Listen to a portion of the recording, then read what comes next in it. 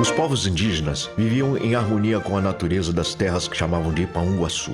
Longe do contato com a civilização branca, tinham diferentes formas de comunicação e desconheciam a escrita.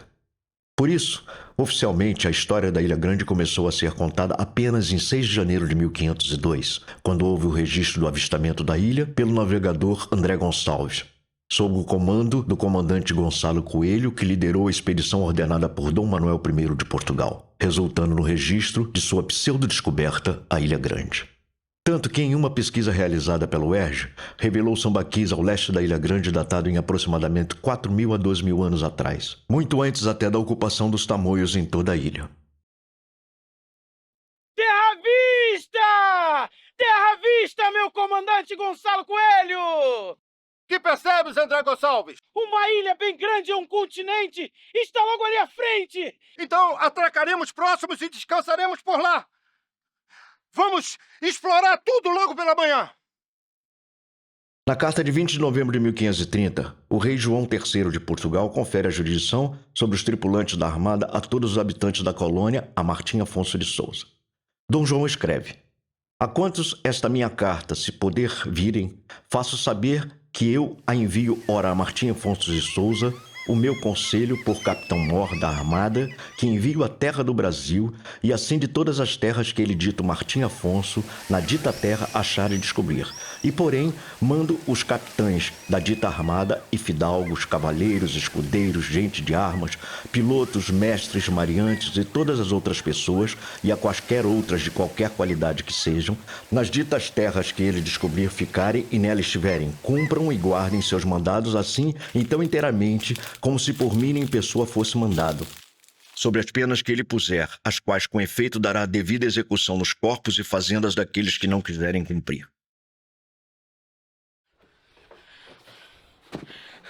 O que se passa? Avistaste uma fera? Muitas feras! Tem canibais habitando nesta ilha! Eles estavam se deliciando com um pedaço de carne humana! Eu vim depressa antes que me avistassem também! Já não bastava o ataque de piratas franceses que tivemos durante a viagem. Mais estas boas novas. Selvagens comedores de carne humana. Por ora estamos sem tripulação. Melhor seguir viagem. Escreverei uma carta à coroa a pedir reforços. Esta ilha tem madeira de grande valor. Está sortido de pau-brasil. Iremos comercializar por uma pequena fortuna. Solta o barco! Voltaremos em breve. Estes selvagens não perdem por esperar. A Sua Majestade, o Rei de Portugal. Escrevo para relatar a descoberta de uma ilha de beleza inigualável, a qual denominamos de Ilha Grande. Suas praias são de areia branca e fina ou amarela e grossa, e suas águas de uma clareza cristalina.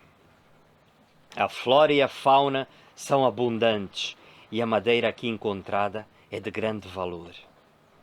No entanto, há a presença de indígenas canibais, o que requer cautela e reforços. Antes de fundar a cidade do Rio de Janeiro, Estácio de Sá, um militar português, que em busca de locais estratégicos para estabelecer fortificações e bases de apoio para suas tropas, explorou a costa do litoral do Rio de Janeiro até Santa Catarina. Há registros que Estácio de Sá, passando pela região da Ilha Grande por volta de 1564, percebeu o potencial da região como ponto estratégico de defesa e ataque aos inimigos, devido à sua posição geográfica privilegiada. Ele estabeleceu bases militares em Ilha Grande, protegendo a entrada da Baía da Ilha Grande, assegurando assim o controle português intensificado sobre um território estratégico. Após a vitória contra os franceses, Estácio de Sá fundou a cidade do Rio de Janeiro em 1665, trazendo resultados importantes ao processo de colonização do Brasil no século XVI. Não vamos levantar a vela deste lugar até derrotarmos o nosso maior inimigo, os franceses. Montaremos um acampamento aqui para evitar o contacto dos nativos com os franceses. Precisamos pôr aqui uma bandeira de Portugal e colonizar esta ilha. A Ilha Grande é um tesouro. é um excelente ponto estratégico. Tem água e comida. As suas águas são cristalinas, são de uma beleza estonteante.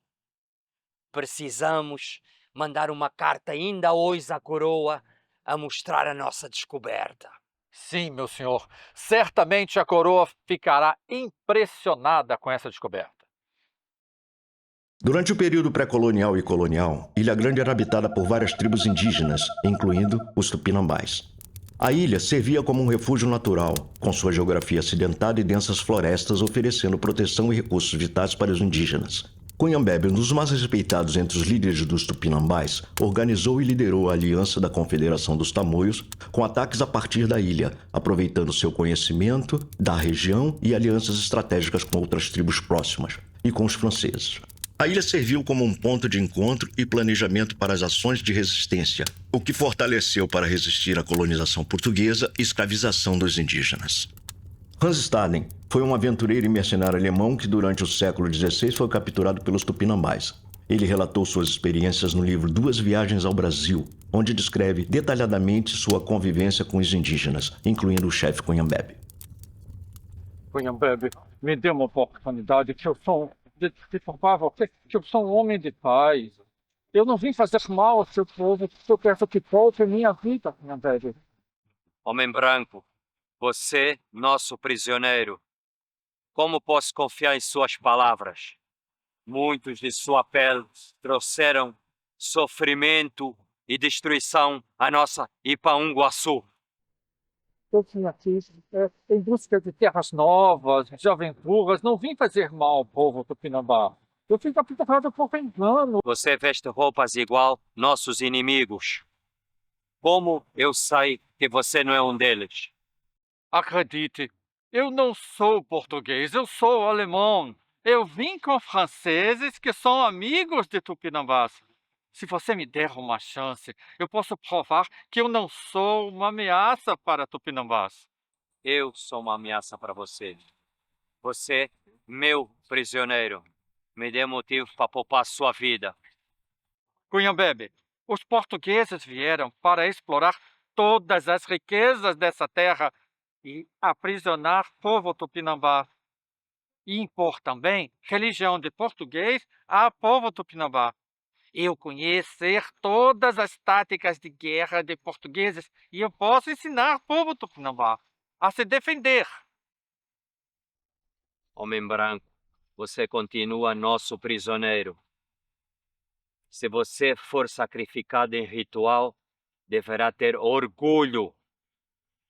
Nós consumimos carne só de inimigos guerreiros.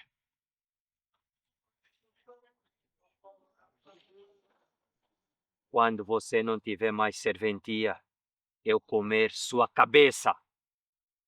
Para força e bravura. Depois seu coração. Para a vida. E só depois suas mãos e pés. Para agilidade. Depois a gente repartirá sua carne por todos os guerreiros. Para mais força. Assim, nós vamos libertar a sua alma para não assombrar os vivos. Obrigado, mas eu farei tudo para não ser sacrificado. Hoje, Ilha Grande pertence à cidade de Angra dos Reis, compondo o território do Rio de Janeiro. No entanto, no passado, Ilha Grande estava sob jurisdição de São Paulo. Somente em 1726, a Ilha Grande deixa de ser paulista para ser agregada ao Rio de Janeiro.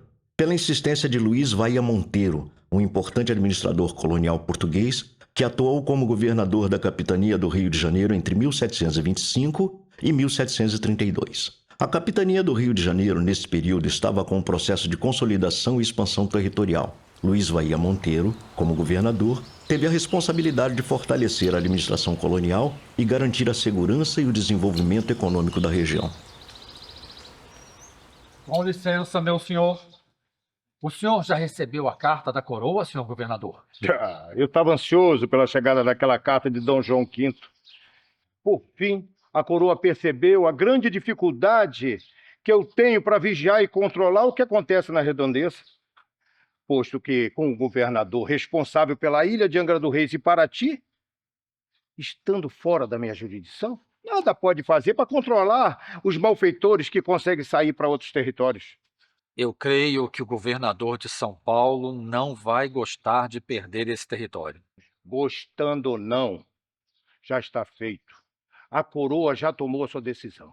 O que importa agora é que Angra do Reis e Paraty voltam a fazer parte da minha jurisdição. Jurisdição de Luiz Bahia Monteiro, governo do Rio de Janeiro.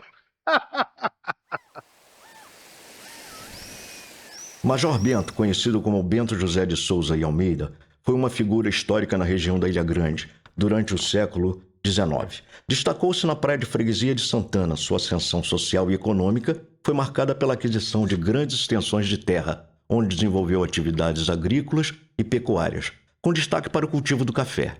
Além da produção de açúcar e criação de gado, onde a maior força de trabalho vinha da escravidão, sendo registrado mais de 1.200 escravizados. Como major da Guarda Nacional, Bento José de Souza e Almeida desempenhou um papel importante na manutenção da ordem e segurança da região, o que lhe conferiu prestígio e poder, permitindo-lhe influenciar decisões políticas locais e regionais.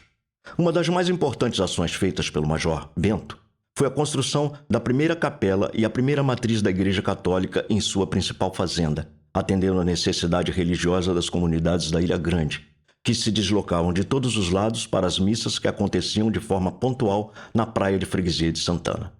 A igreja de freguesia de Santana, que se encontra em bom estado de conservação, ainda é usada para celebrações religiosas e missas. Eu estou muito feliz hoje. A igreja da freguesia de Santana, sem dúvida alguma, foi a obra mais importante dessa fazenda. Eu, Major Bento, fiz questão de construir a primeira capela dessa ilha. A comunidade de Mataris, que me perdoe, mas eu jamais poderia permitir que a primeira igreja matriz dessa ilha fosse construída fora das minhas terras. Com licença, senhor Major, com licença. Pois não, pode falar. Chegou um novo carregamento de escravos. Mas o dia não podia ser mais importante. Eu estava ansioso pela chegada desse reforço de mão de obra. Eu tenho muito café para ser importado. Agora, mas nesse momento eu não posso ir lá pessoalmente escolher e negociar meus escravos. Eu estou esperando aqui para as pessoas para celebrar a primeira missa dessa matriz, para poder receber os que vêm de todos os cantos, para poder receber suas honras, as suas bênçãos comigo. Mas hoje eu vou ordenar que você vá lá e resolva com o mercador. Eu só espero que vocês não me decepcionem nessas negociações. Pode deixar, senhor Major. Eu sei muito bem como proceder. Assim espero, hein? O tráfico negreiro em Ilha Grande, no estado do Rio de Janeiro, foi uma atividade significante durante os séculos XVIII e XIX. A ilha servia como um ponto estratégico para o desembarque e comércio de escravos africanos, que eram trazidos principalmente da região da África Ocidental, incluindo Angola, Congo e Moçambique. Os escravos eram negociados por traficantes portugueses e brasileiros, que utilizavam a ilha como um entreposto antes de distribuí-los para as fazendas de plantações no interior do Brasil. A negociação envolvia a troca de escravos por mercadoria, em especial na Ilha Grande, em troca de aguardente. A atividade era clandestina, especialmente após a proibição oficial do tráfico de escravos em 1831, continuando até meados do século XIX, devido à alta demanda por mão de obra nas plantações de café e açúcar.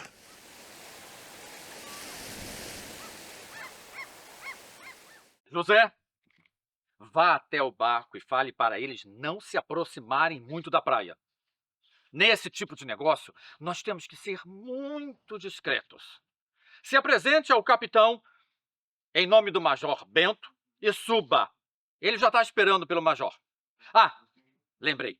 Dê a esses negros o tratamento que eles merecem. Depois de uma viagem tão longa, eles devem estar mal cheirosos.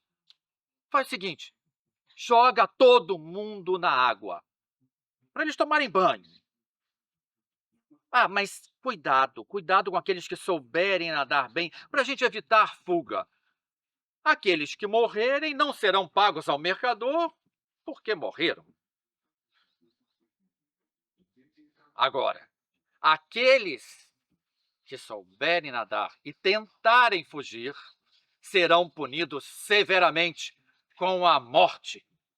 Pode deixar, senhor. Aqueles que chegarem vivos na praia terão como prêmio a senzala e o chicote. Temos muito trabalho por aqui. Um carregamento inteiro de pau-brasil para embarcar. O café vai ter que ser replantado na ala norte. Foi tudo queimado por esses selvagens que insistem em resistir à nossa colonização. O Brasil dá para acabar. Temos que aumentar a produção de café. O problema são esses selvagens, esses indígenas que não nos dão um minuto de paz. Eles estão por toda parte, senhor. Eles queimaram nossas plantações. Os homens que foram capturados e conseguiram escapar com vida disseram que os que não voltaram foram esquartejados e devorados ainda com vida. Peraí, mas e os nossos planos de ataque? Nós temos muito mais armas do que eles. Eles resistem com bravura. Eles não temem a morte nem o pecado. Mandaram um recado. Disseram que se quisermos sair com vida aqui da ilha, temos que ir embora logo. Eles insistem que um Pau-Guaçu é deles e que eles chegaram primeiro. Daqui eu só saio morto! Deixa os escravos chegarem os nossos reforços também, que nós vamos reverter essa situação! De acordo com as transcrições do Diário de Dom Pedro II, ele desembarcou em Ilha Grande em 5 de outubro de 1863, em Enseada das Palmas, ao meio-dia. Ele relata em seu diário detalhes sobre a ilha e sobre como estavam sendo distribuída sua ocupação e exploração.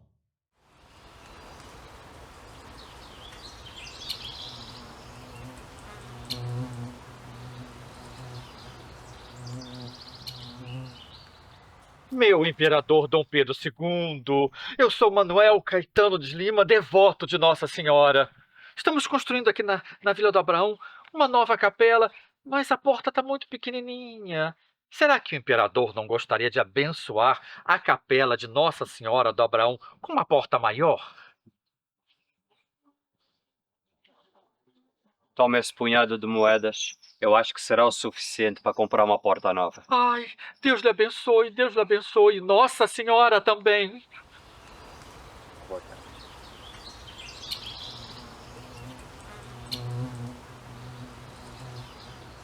A construção do lazareto da Ilha Grande foi ordenada durante o reinado de Dom Pedro II. A decisão de construir o lazareto foi tomada em resposta à necessidade de controlar surtos de doenças contagiosas que poderiam ser trazidas por imigrantes e viajantes que chegavam ao Brasil. Ela ajudou a controlar a disseminação de doenças como febre amarela, varíola e cólera, que eram comuns entre os passageiros dos navios que aqui chegavam. Bom dia, Capitão Rodrigues. Eu sou o encarregado Almeida. O senhor não está bem? Bom dia. Trago muitos doentes. Depois da entrega da mercadoria e do recebimento do lastro, depois de 5 dias de viagem, se tornou um verdadeiro inferno. Os negros foram morrendo rapidamente no porão. 5 dias de viagem e a tripulação foi ficando doente, muito doente, e morreram. Já eu e outros tripulantes ficamos com muita febre e muita tosse.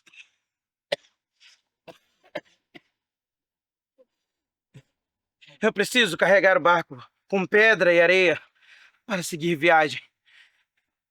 Muitos ficaram doentes, mas alguns não apresentaram sintomas.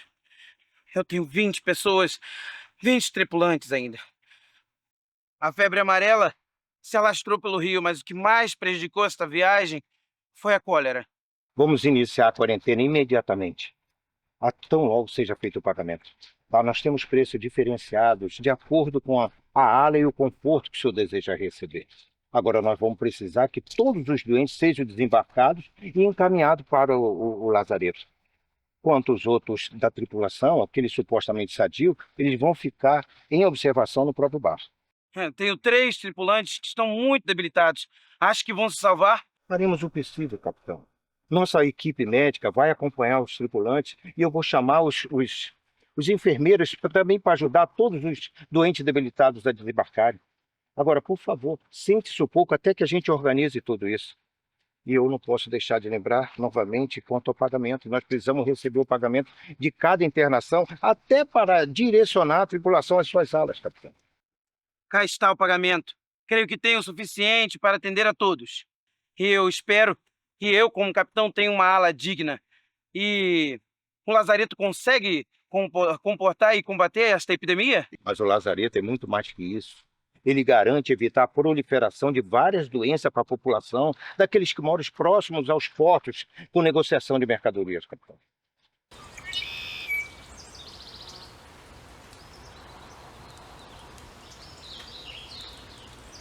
Esta ilha é um verdadeiro paraíso. Devemos protegê-la e preservar a sua beleza e recursos naturais para as futuras gerações. Foi muito acertado construirmos o lazareto aqui. O ar é puro e ajuda a curar. Sim, Majestade. A Ilha Grande é um patrimônio inestimável. Estou muito feliz com o sucesso da construção do aqueduto. Não faltou mais água no lazareto, nem na Vila do Abraão. A cólera está completamente controlada. Mas agora, com a construção da Estrada Real, as mercadorias não precisam mais de portos. Os poucos navegantes que passam por aqui não custeiam mais este lugar. Vamos desativá-lo. Vamos demoli-lo, Majestade? De forma alguma! Este lugar é um excelente lugar para mantermos os nossos inimigos políticos.